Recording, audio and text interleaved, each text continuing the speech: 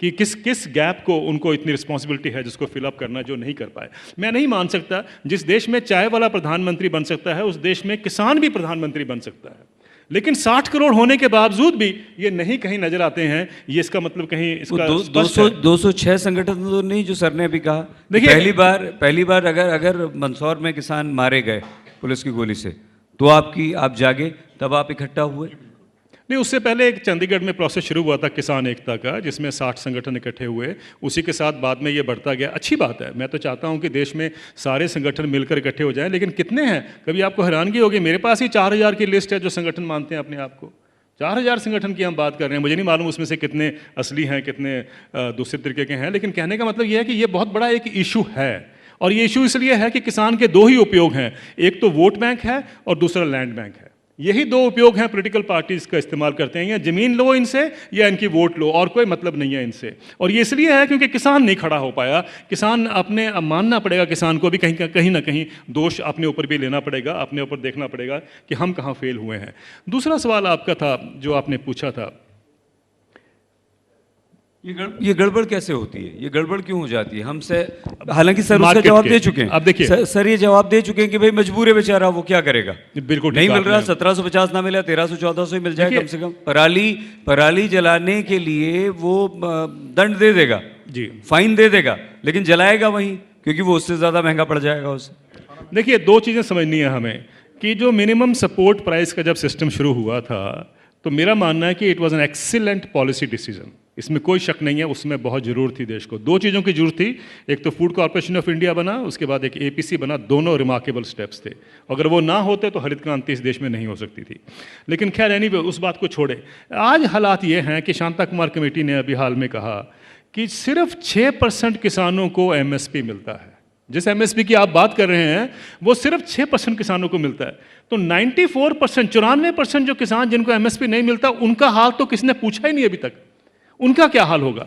अब देखिए, बिहार में एमएसपी नहीं मिलता क्योंकि बिहार में जो एपीएमसी था वो रिवोक हो गया था 2007 से, वहाँ पर नहीं मिलता। तो वहाँ जाइए, वहाँ भी तो किसान जो है मेहनत करते हैं, पैदावार करते हैं। उनको गेहूं का दाम क्या मिलता है? 1200 रुपये, 1300 रुपये, ज़्यादा से ज़्यादा 1100 रुपये, 1000 रुपये। वहीं पर धान का दाम भी उतना ही मिलता है।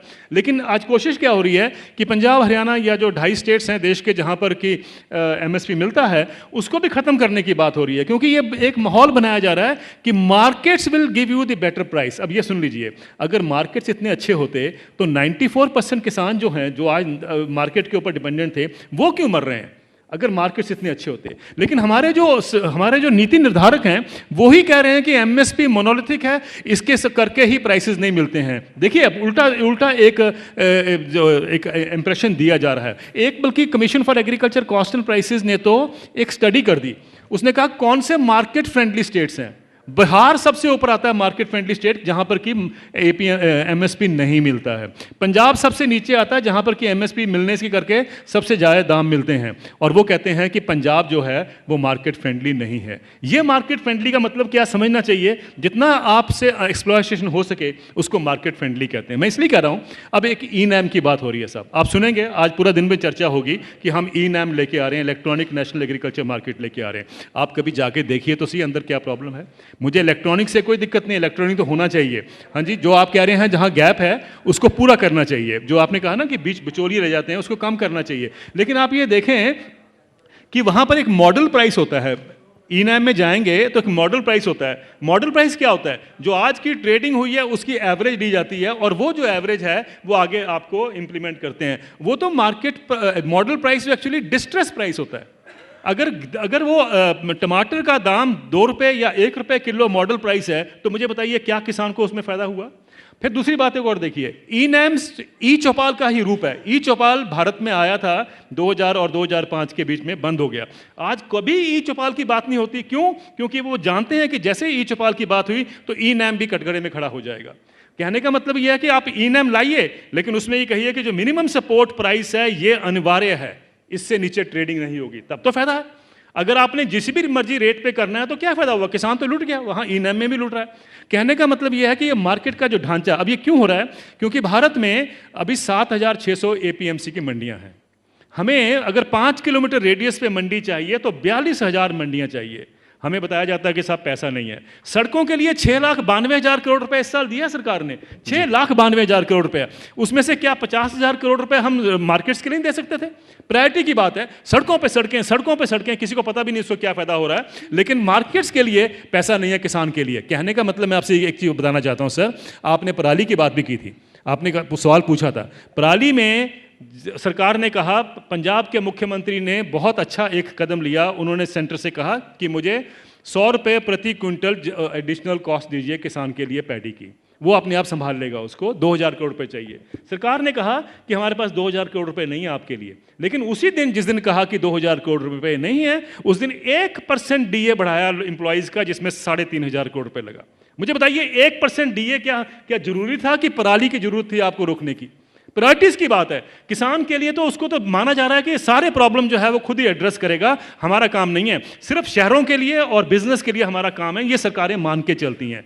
ये इसलिए मैं कह रहा हूं कि कहा जाता है कि आप किसानों का जो लोन हमने कर्जा माफी की है, कितनी माफी की है? 2 साल के अंदर 70,000 करोड़ रुपए के आसपास माफी की है। अब समझ आ रहा है कि महाराष्ट्र ने 34,000 करोड़ रुपए माफ करना था, असल में किया 16,000 करोड़ रुपए। मिला लीजिए 70,000 करोड़ रुपए का, तो टेलीविजन पर हंगामा होता है साहब, वेव दी वेवर, ये गलत हो रहा है, ये बंद होना चाहिए। जब कॉर्पोरेट्स की बात करते हैं कभी नहीं आता। इकोनॉमिक एडवाइजर देश के बोलते हैं कि जब कॉर्पोरेट का लोन माफ करते हैं तो इकोनॉमिक ग्रोथ होता है, और जब किसान का लोन माफ करते हैं तो नेशनल बैलेंस शीट खराब होती है। दोनों जो हैं वो एक ही बैंक से लोन लेते हैं, एक का कर्जा माफ करने पे इकोनॉमिक ग्रोथ होती है। बताइए ये कहाँ का मॉडल है? इकोनॉमिक मॉडल है जो मैंने आपसे पहले कहा, इकोनॉमिक डिजाइन। किसान का कर्जा माफ करते हैं तो देश के ऊपर भार पड़ता है। बताइए मुझे अब ये अन्याय है कि न्याय है? ये बेवकूफ बनाया जा रहा है किसानों को, ये कह के कि साहब आपका जो है हम बिल्कुल मदद कर रहे हैं। अब देखिए 16,000 करोड़ रुपए 4 साल में माफ किए गए हैं कॉर्पोरेट्स के, जिसको हेयर कट कहते हैं। कभी सुना है किसान को कभी हेयर कट मिला हो? क्या किसान में हेयर कट सिर्फ बैंकों, अमीर आदमियों का ही उसमें उनके प्रिविलेज है? किसान जो है, गरीब किसान पंजाब